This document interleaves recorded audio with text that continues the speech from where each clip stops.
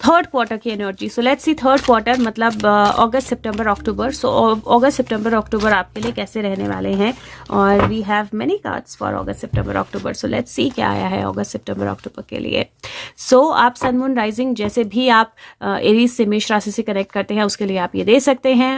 अगस्त की एनर्जी जो है 8 ऑफ क्रिस्टल, 8 ऑफ पेंटिकल की एनर्जी कंटिन्यू करती है डेडिकेशन और प्रोग्रेस। सो बेसिकली आपकी जो डेडिकेशन है पिछले महीनों में वो आपको प्रोग्रेस देगी अगर आप डेडिकेटेड रहोगे और अपना काम जो है वो ध्यान से करते रहोगे। दूसरा कार्ड है night of crystals. Night of crystals night of pentacle की एनर्जी होती है, एंड्योरेंस एंड डिटर्मिनेशन की एनर्जी बताता है, प्लस उस एंड्योरेंस और डिटर्मिनेशन के साथ समझदारी से इन्वेस्ट करना और फिर उसका गेन मिलना जो है वो भी बताता है।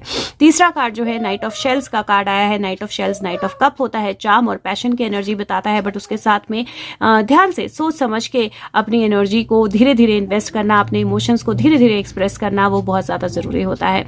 उसके बाद जो कार्ड आया है वो जस्टिस है, truth and clarity, very very beautiful card. और जस्टिस का कार्ड बैलेंस बताता है और बताता है कि अगर आप ट्रूथफुल है, अगर आपके पास क्लैरिटी है तो रिजल्ट जो है वो आपके लिए पॉजिटिव होंगे। और लास्ट कार्ड जो है 5 ऑफ फेदर है। 5 of feather 5 of sword card बताता है और ये स्ट्रैटेजी और रेजिलियंस का कार्ड है। 5 ऑफ सोर्ड्स कई बार स्ट्रगल या किसी तरह का आर्ग्यूमेंट या किसी तरह का डिफिकल्ट सिचुएशन भी इंडिकेट करते हैं, but they also say that उसकी ज़रूरत है ताकि आप 5 से 6 की एनर्जी में जा पाएँ, जहाँ पे आप जो डिफिकल्टीज अपनी लाइफ में फेस कर रहे हैं उनसे आप आगे बढ़ पाए। तो ओवरऑल एनर्जी जो है वो बहुत पावरफुल है। 2 नाइट्स आए हैं आपके कार्ड्स में और नाइट्स की एनर्जी जो होती है वो यूजुअली लोगों की एनर्जी होती है। तो इस क्वार्टर में लोग जो हैं वो आपके आसपास इंपॉर्टेंट रहने वाले हैं।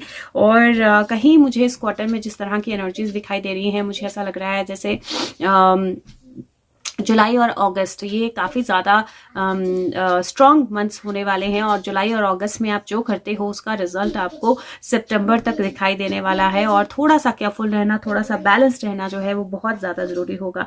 अब सबसे पहले अगर मैं आपके फिनेंसेस की बात करूं, मनी की बात करूं, तो मनी के पॉइंट ऑफ व्यू से मुझे ठीक लग रहा है ये क्वार्टर आपके लिए, क्योंकि नाइट ऑफ पेंटिकल है। नाइट ऑफ पेंटिकल थोड़ा बजटिंग के बारे में बोलता है और सोच समझ कर इन्वेस्टमेंट करने के बारे में बोलता है। तो इन्वेस्टमेंट सोच समझ के करनी है, जल्दबाजी में पैसा कहीं इन्वेस्ट नहीं करना है। पिछले क्वार्टर में जो भी आपकी अर्निंग होगी उसको स्टेबल तरीके से लेकर चलना है। 8 ऑफ क्रिस्टल 8 ऑफ पेंटिकल है तो वो भी कहीं ना कहीं स्टडी एनर्जी और स्ट्रैटेजी की एनर्जी बताता है। और अगर आप स्ट्रैटेजाइज करके सही तरीके से अपना मनी इन्वेस्ट करेंगे तो मुझे लगता है रिजल्ट्स भी पॉजिटिव होंगे। रादर आई वुड से कि इस क्वार्टर में इन्वेस्टमेंट्स अवॉइड कीजिए, मनी को इवेलुएट कीजिए, देखिए आप कहाँ इन्वेस्ट करना चाहते हैं, कैसे इन्वेस्ट करना चाहते हैं, क्या एनर्जी है, और इन्वेस्टमेंट जो है वो आगे के लिए छोड़ दीजिए, इस क्वार्टर में मत कीजिए।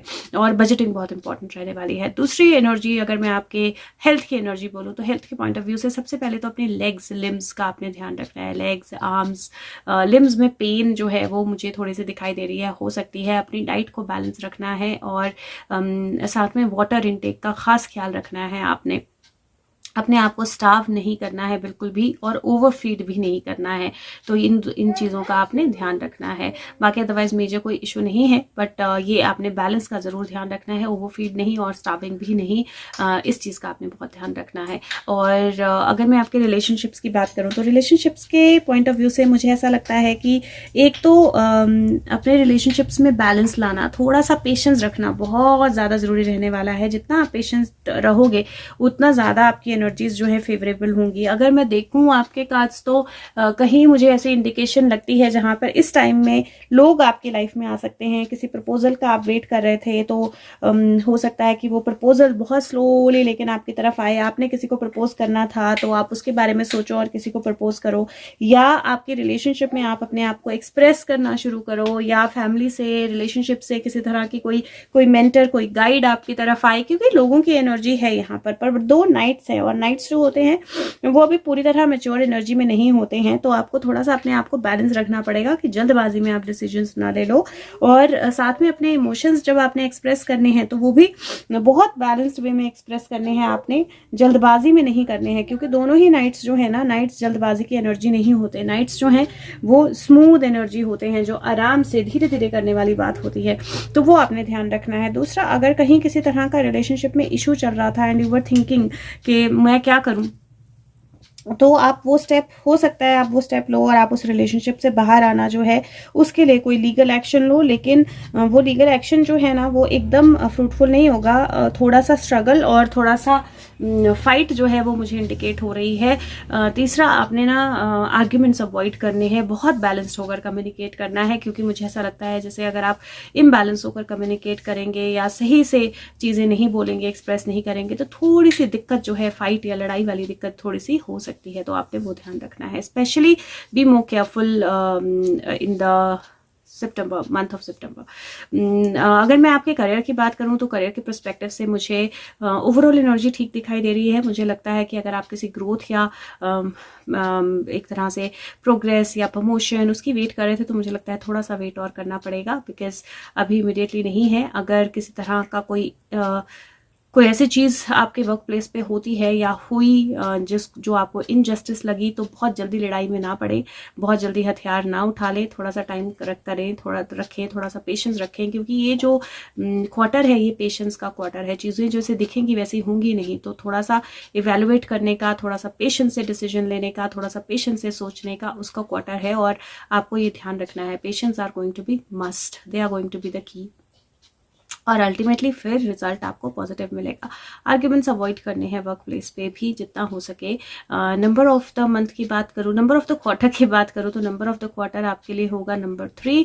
और कलर ऑफ द क्वार्टर की बात करूँ तो ग्रीन और ऑरेंज। सो बेसिकली आपने जो पिछले क्वार्टर की आपकी मेडिटेशन है, हार्ट चक्रा और सैक्रल चक्रा, स्वादिष्ठाना और अनाहता, वो आपने कंटिन्यू ज़रूर करनी है, वो आपके लिए बहुत हेल्पफुल रहेगी।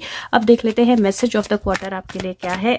और message of the quarter, very smoothly it has come, so let's see what is the message. और गॉब्लिन्स क्या होते हैं? गॉब्लिन्स एक नेगेटिविटी या नेगेटिव इमोशंस भी हो सकते हैं, नेगेटिव लोग भी हो सकते हैं। So basically anything that you are fearful of, आपके डर, जो भी चीज़ जिसका आपको डर लगता है और जो जगह जगह छुपी हुई है आपके आसपास, और उस डर के कारण आप अपने एक्शन नहीं ले पाते हो, वो सोड नहीं उठा पाते हो, वो डिसीजंस नहीं ले पाते हो, वो आगे नहीं बढ़ पाते हो, क्योंकि डर कहीं ना कहीं अंदर आपको खींचता रहता है। तो वो जो डर है ना, वो डर आपके कहीं ना कहीं आपको फेस करने हैं इस क्वार्टर में।